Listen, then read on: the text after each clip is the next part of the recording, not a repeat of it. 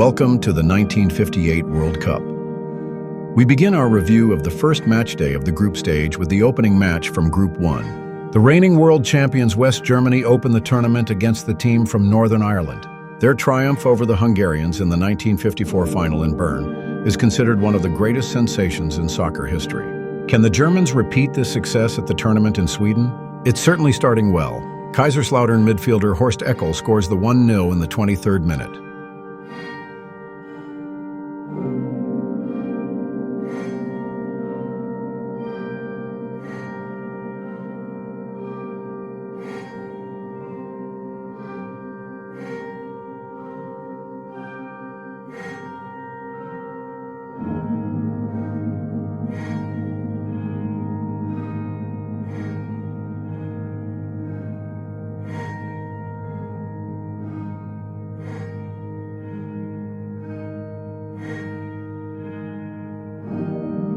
But Northern Ireland didn't play a bad game either, and equalized shortly before the break with this header from their left winger McParland.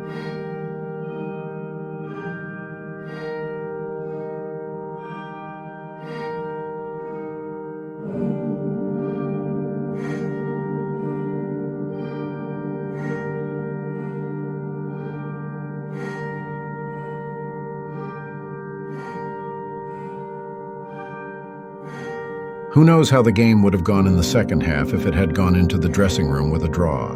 But this foul by their captain Blanchflower results in a penalty.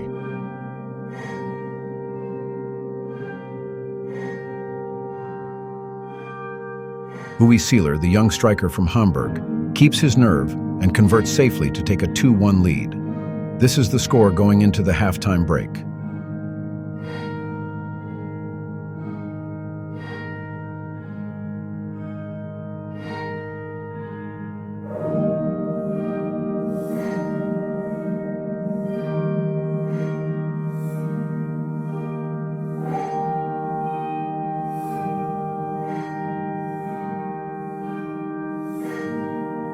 The Northern Irelands had set their sights high for the second half. But then Horst Eckel scores his second goal of the day with this wonderful volley.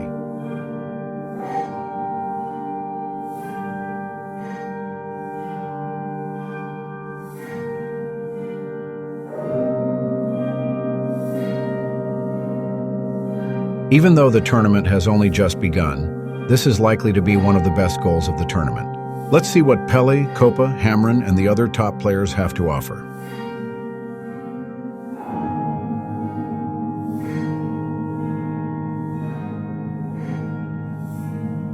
Northern Ireland don't give up and actually manage to get back to within a goal.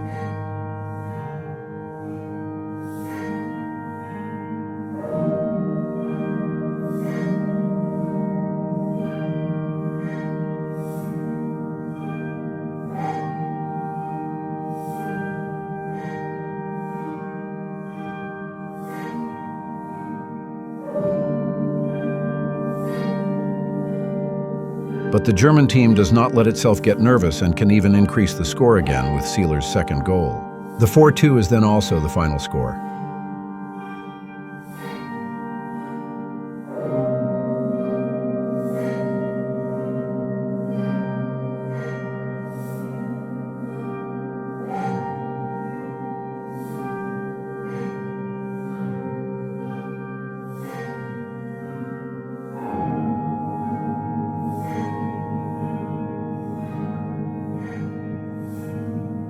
In the second match in Group 1, Argentina faced Czechoslovakia.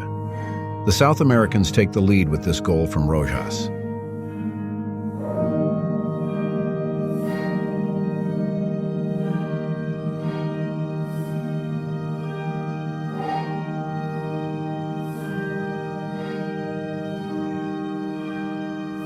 Both teams seemed determined to score one more goal than their opponents, and both revealed significant gaps in their defensive ranks. So it was hardly surprising that the equalizer was scored before the halftime whistle.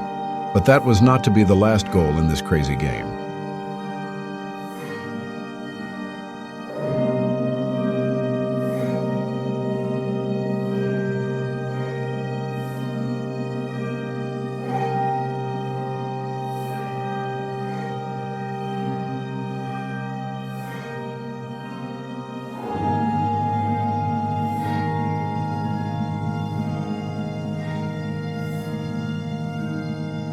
Sometimes you almost felt sorry for the goalkeepers, as easy as their front men made it for the opponents. Corbata passes effortlessly past his opponents, and the rest is just a matter of form for Rojas.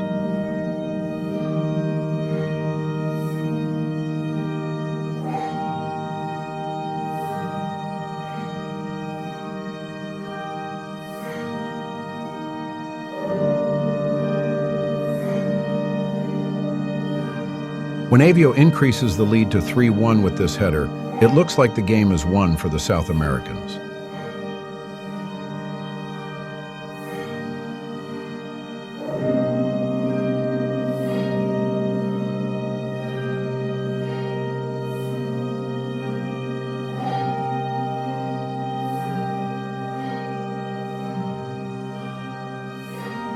It didn't take the Czechoslovakians long to recover, however, and they reduced the deficit to 2-3 with this fine header from Poplohar.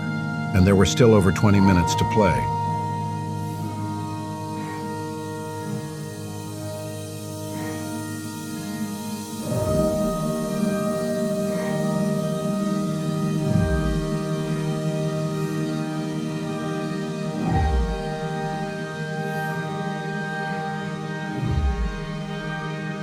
Argentina now played with long balls, which were returned immediately, and the Eastern Europeans were able to break through the defense with ease.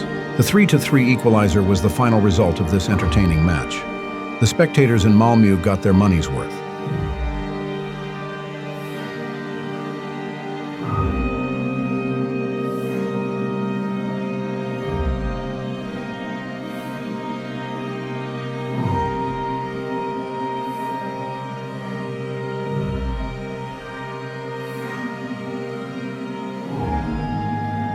In Group 2, France faces Yugoslavia. The French show some great attacking football and are patient enough to wait for their chance to score. Just Fontaine opens the scoring with this high-precision shot shortly before halftime.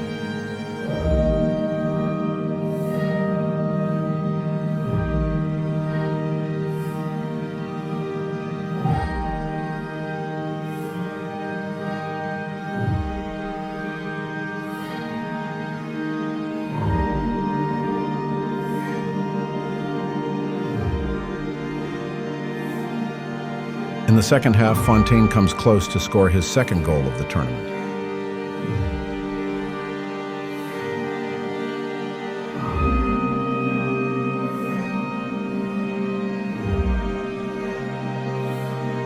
Then Duis has to score after another beautiful combination of the French attack, but his shot was saved by Yugoslavian goalkeeper Vladimir Bera. Real Madrid's superstar Raymond Kopa had been holding back, but with the game still close, he decided to take matters into his own hands. He took on the entire opposing defense, curving around his opponents like slalom poles and scoring the decisive 2-0.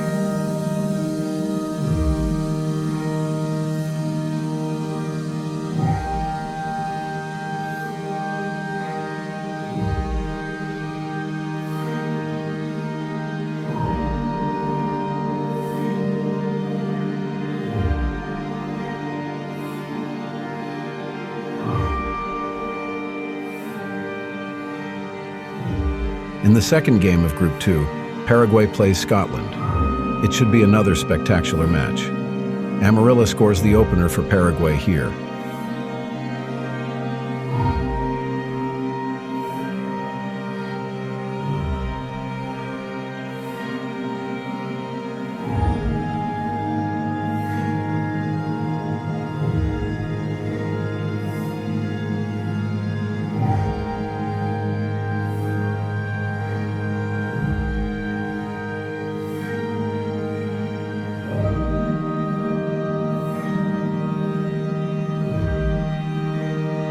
Some days it's better to stay in bed.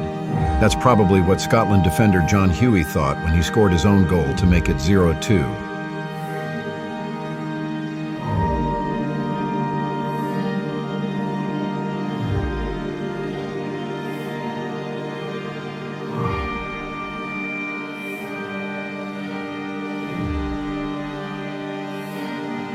The Scots tried to come back in the second half with a more risky style of play. But instead, they completely exposed their defense and got the third goal straight away.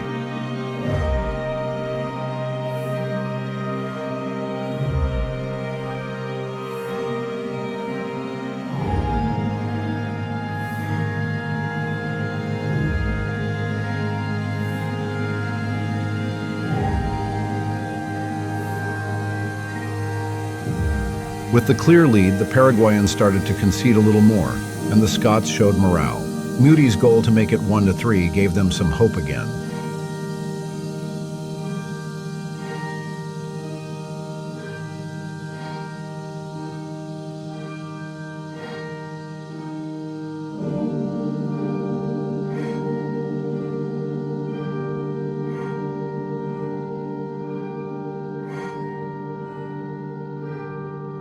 But Amarilla's cross was headed home by Romero to make it 4-1.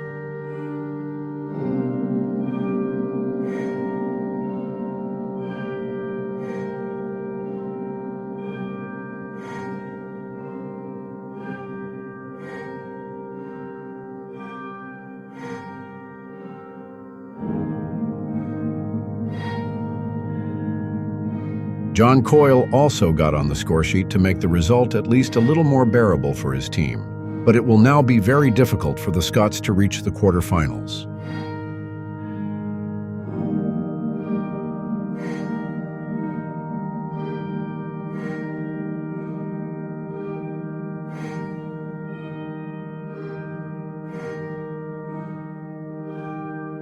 Hosts Sweden have high hopes of reaching the final with the support of their fans and a strong team led by Kurt Hamren. The first group game against Wales, however, went anything but according to plan.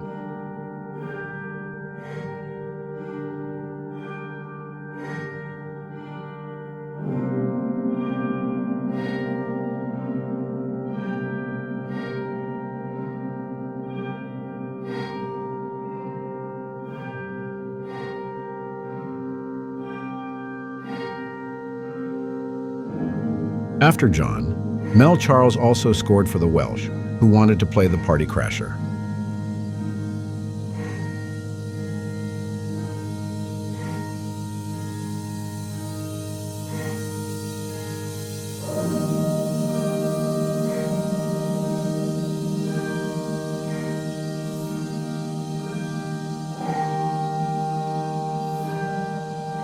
The Swedes, who could still count on the support of their fans, reduced the gap with this header from Gren.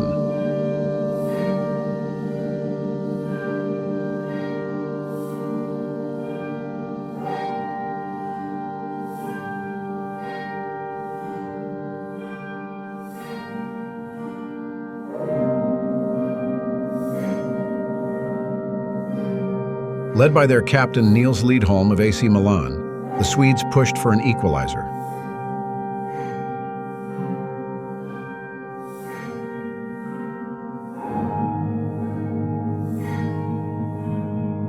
Shortly before the break, however, goalkeeper Kalle Svensson saved his team from going 2 goals behind again against Sullivan.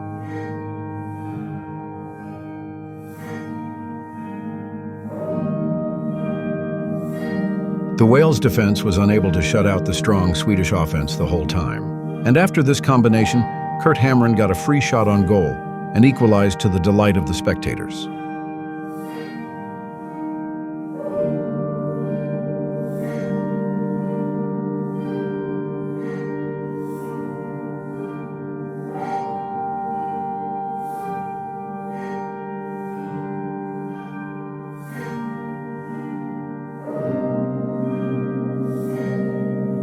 However, the Welsh were not discouraged by the equalizer and continued to play with spirit. But while their courageous performance in the first half had been rewarded with the 2 goals, they now literally ran into their doom and were punished by this counterattack. Gunnar Gren's second goal meant a successful start to the tournament for the Scandinavians.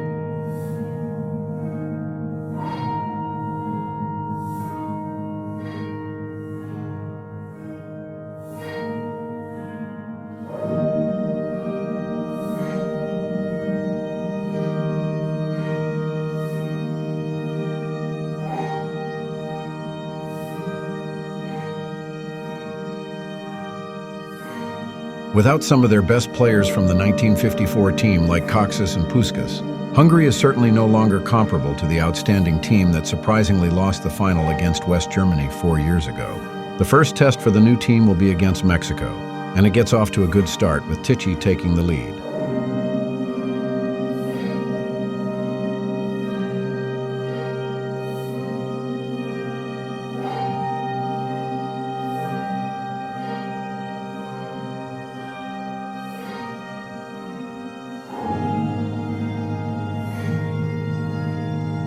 Mexico play well and get a deserved equalizer with this header from Calderon.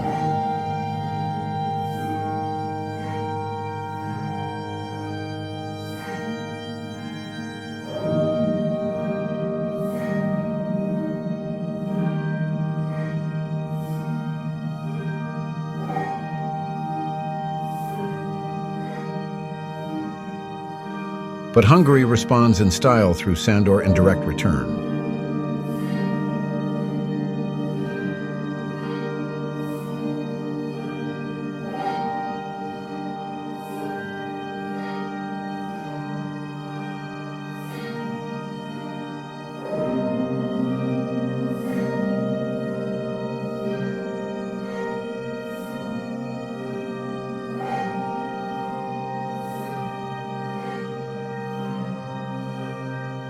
Mexico push for the equalizer. The Hungarians take advantage of the resulting space to counterattack, and Taichi's second goal decides the second game in Group 3.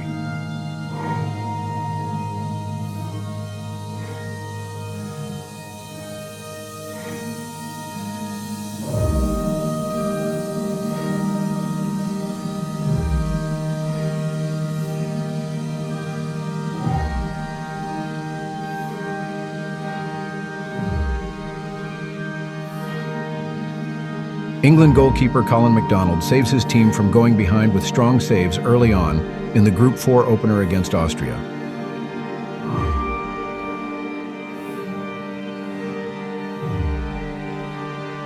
His teammate Alan Acort then gives the Three Lions a 1-0 lead.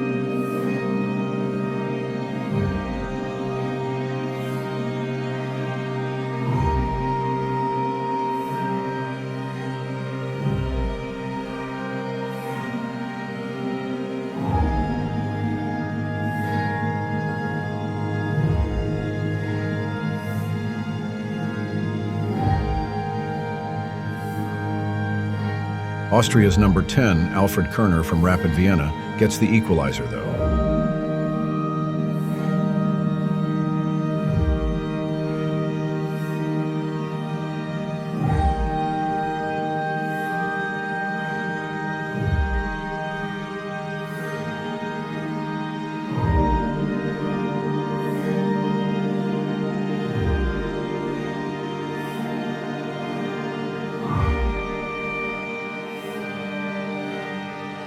In the second half, the English team improves considerably and scores 2 more goals. Here is the 2-1 by Haynes.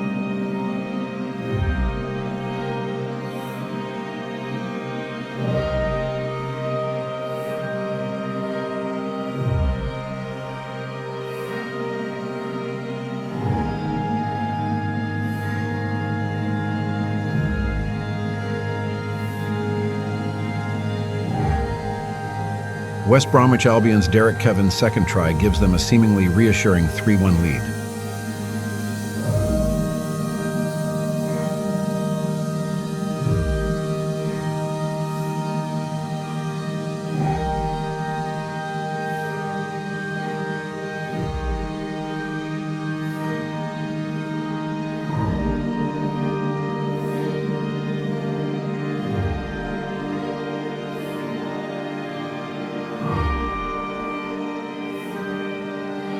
Buzek's header brought Austria back to within 1 goal, but in the end it was not enough to snatch a point.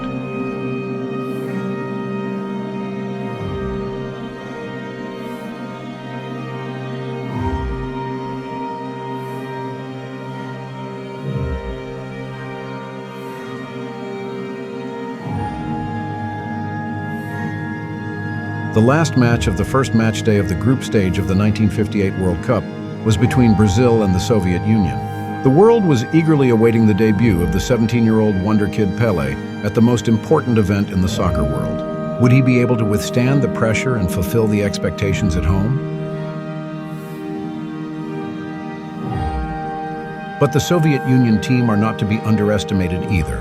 They underlined this with this goal after just over 20 minutes, albeit a somewhat fortunate one.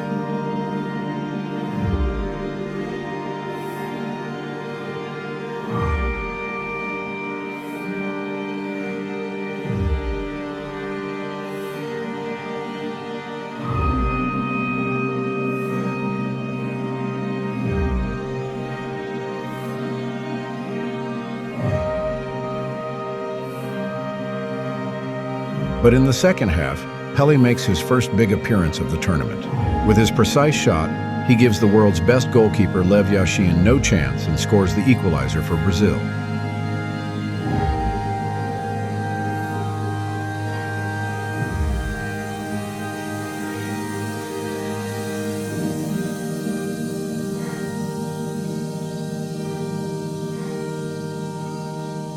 And Pelé also plays a big part in the second Brazilian goal of the day.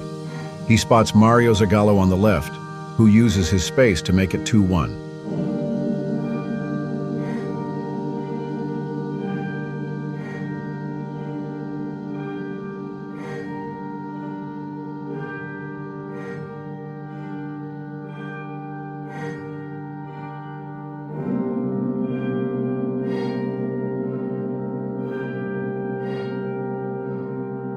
It was a very close game for a long time, with the Soviet Union even leading at halftime. But Pepe's goal to make it 3-1 finally decided the match on this sunny afternoon at Rasunda Stadium.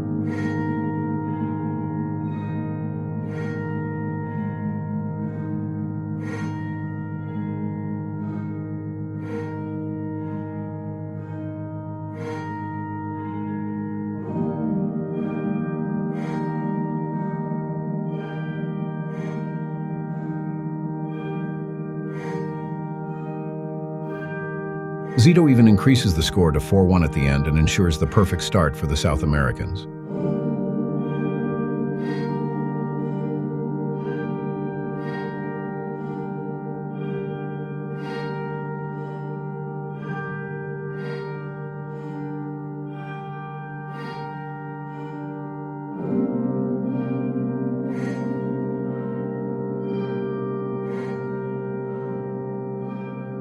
Let's take another look at the results and standings in the four groups, as well as the top scorers and best assistants after the first match day.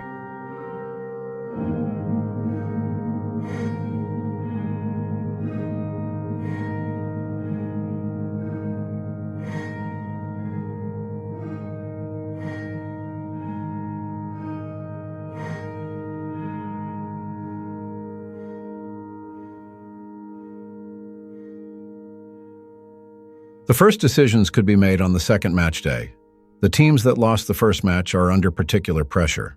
The match between Brazil and England could be one of the highlights of the tournament so far. Thank you for your attention. See you again with the second episode next week.